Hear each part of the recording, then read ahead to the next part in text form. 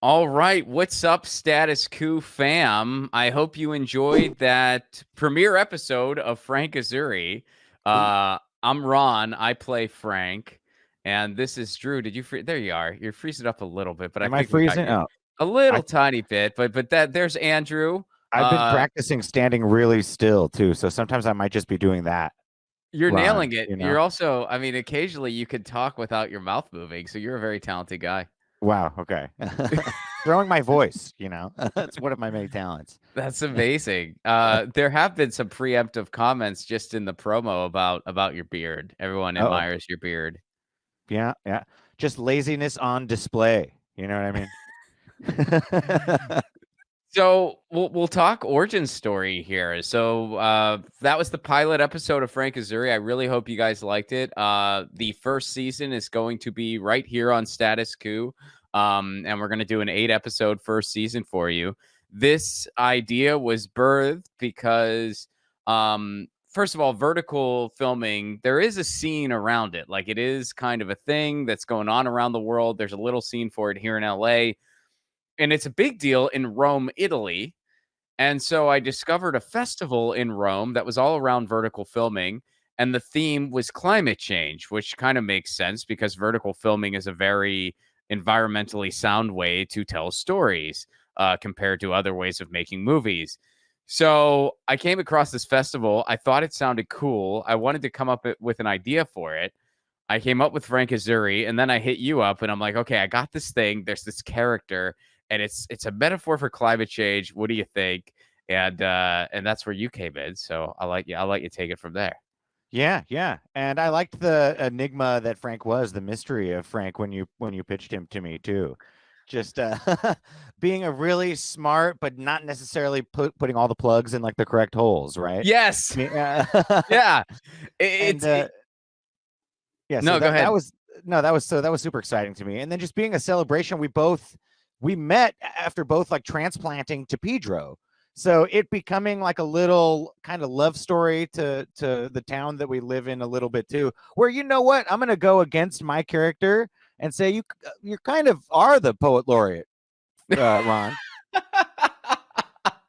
Well, Frank's the poet laureate. Frank's the I poet know, laureate. but and that's where I differ from my character. Is that that I believe that you, the actor, are kind of resemble the poet laureate a little bit. You're kind of connecting me into the community a little bit, and showing me all the different open mics, and all of some of the ideas that I know that you're scheming.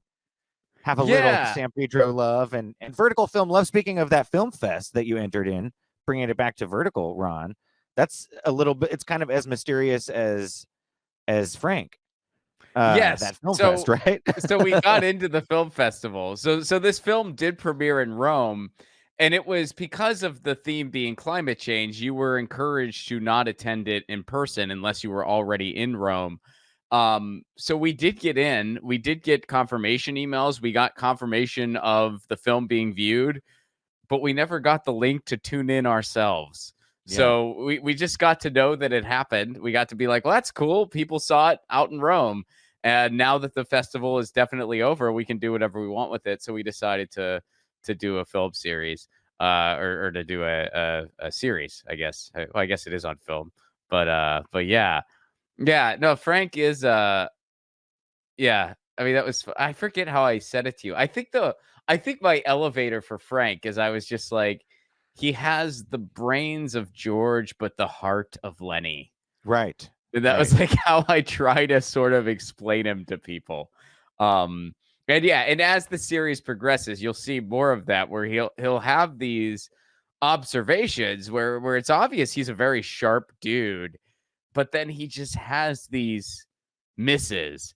And I kind of feel like some people will take away, yeah, but why isn't it that way? It should be the way, like in episode 1 even, you're kind of, as I rewatch it, I'm just like, why isn't there that job? Like there should be that should be a job that every city has or neighborhood has, and he should have it.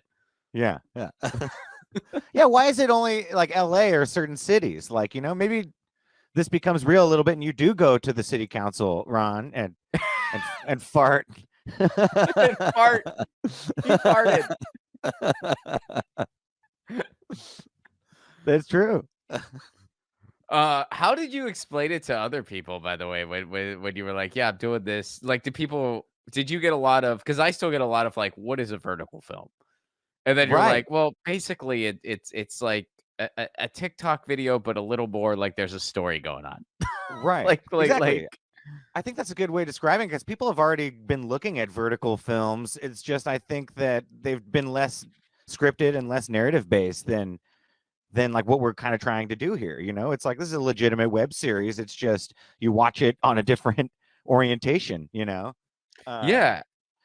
Well, and I feel like it's such an untapped thing that is gonna kind of take off. I mean, obviously, here at Status Coup, this is the only place where you can get the post game, where you get like the full thing. You get the episode, then you get the post game between Drew and myself. But this is available on all kinds of platforms, many of which are meant to be enjoyed as vertical film. Places like TikTok and stuff like that. So it's all there. And I'm hoping it's really an untapped thing. I feel like it is, because people love vertical so much. I mean, people just freaking love it. And it's like, a lot of people, I don't think it's super common to follow a series that way yet, but why not?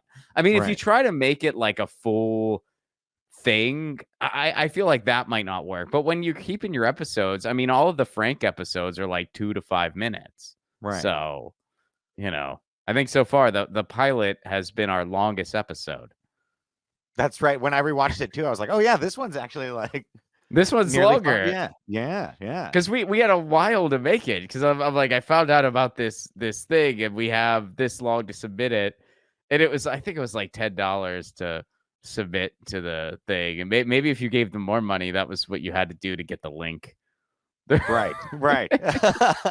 We were the lower tier. We didn't actually get to watch.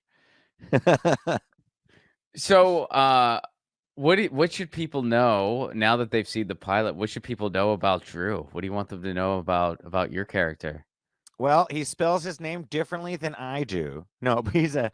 he's a concerned friend for Frank. He's got that love for Frank, but then also sees some of Frank's blind spots, like potentially getting arrested for selling liquor to underage kids, but somehow doing it in a way that endears you to him. It's like Drew is really endeared towards Frank in that way, and it just wants to protect Frank, a little bit. Like, this is his buddy. And sometimes I think is a little frustrated at Frank's persistence with his ideas. His ideas. I mean, he's like, I'm the poet laureate. Yeah, well, and I think there's also a little bit of, he wants to sort of shelter Frank. Like, he Right. doesn't, because Frank has such in many ways, a really beautiful view of the world. And it's kind of like, unfortunately, there's a lot of ugliness that Frank overlooks. Not all of it. Some of it he sees, and he understands, but there's some big pillars that he just isn't quite in tune with.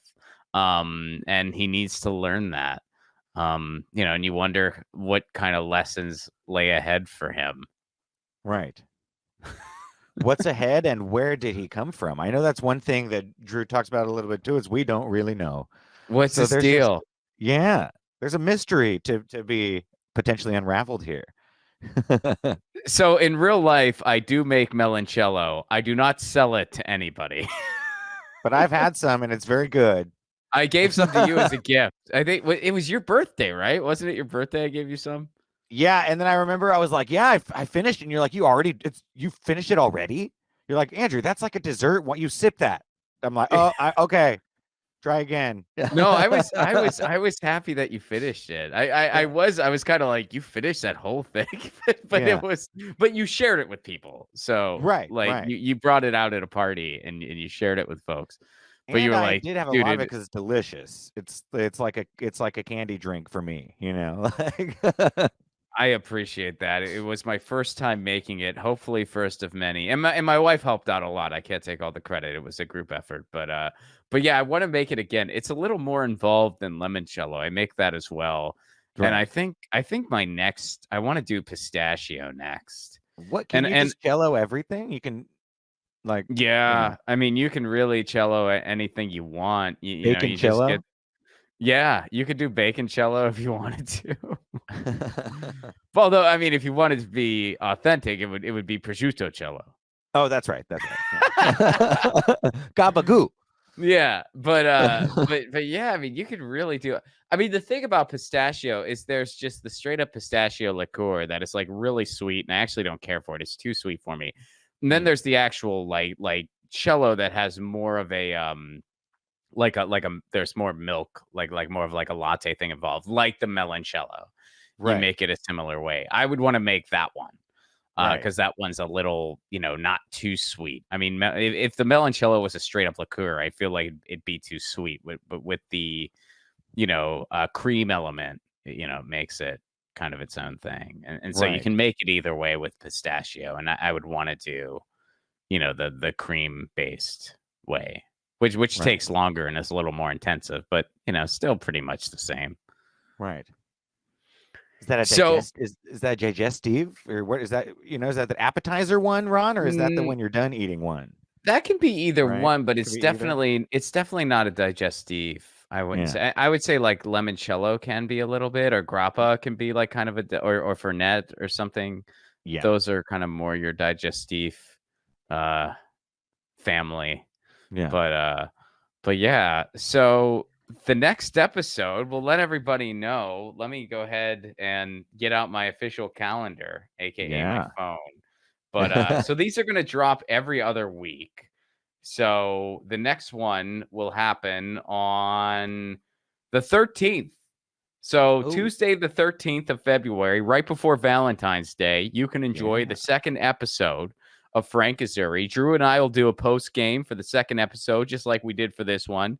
Um, and like I said, we're gonna have an 8 episode first season, and there's a lot of fun stuff ahead. And we touch upon a lot of stuff that has to do with we got some labor history coming up, and we got some uh developer history coming up. And not only are we able to tell it through a lefty lens, but we're also able to tell it through the lens using our neighborhood, San Pedro, as a backdrop for kind of a bigger theme and a bigger story, which is really freaking cool. I mean, this is all of the equipment we need for Frank Azurri. We could fit in a backpack. Both of us have walked to locations in the past, and then we just take it back to Drew's bunker and edit it. And Yeah.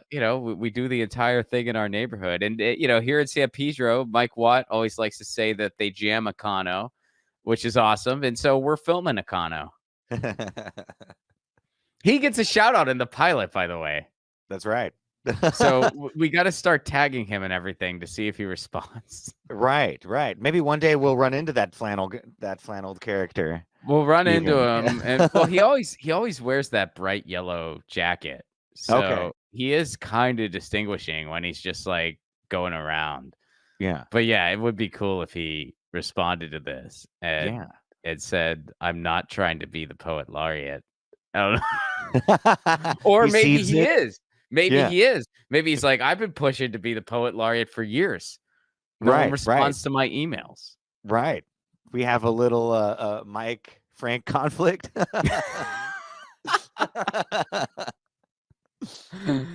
Oh man. So Drew, in closing, where can people go to find out everything about you? You can go on Instagram. You can just search Andrew Saxena. I got music on there and my podcast and my little movies and things like that. So everything is kind of there. It's all encapsulated. And guys, Easy. also for anyone who's not in the know, Drew is in my movie. Drew is in That's right. Left at Wall, and he also helped out with some of the editing. So this isn't Frank Azurri is the second thing we've worked on together. And by the way, you guys can see my movie. We got a screening February 16th in Chicago. That's a new announcement, and there's going to be a screening of Left at Wall, and then a bunch of leftist Chicago punk bands are going to play. So That's Chicago, a get cool your one. tickets for that. That's going to be fun. February 22nd, Tucson, Arizona, Left at Wall is screening. February 29th, the screening in Omaha, Nebraska. March 20th, there's a screening in Washington, D.C., and that screening is free. So D.C., you lucked out. Go see Left at Wall. March 22nd, I'm doing a show screening and a Q&A in Pittsburgh, Pennsylvania. April 14th, we got a show screening and Q&A in Los Angeles, California. Drew, you'll be part of that. Yeah. So that's LA. Get your tickets. That's April 14th. And you can get tickets and all information at romplacone.com. If it doesn't say show and screening, that means it's just a screening. In other words, I won't physically be there because some places they're just having screenings of the movie, but it's not an actual show. But if it says show, screening, and Q&A, that means that I along with other cast members will be there. So exciting stuff coming up. Hope you guys are enjoying this series. Please let us know what you think. And we're stoked to show you episode 2.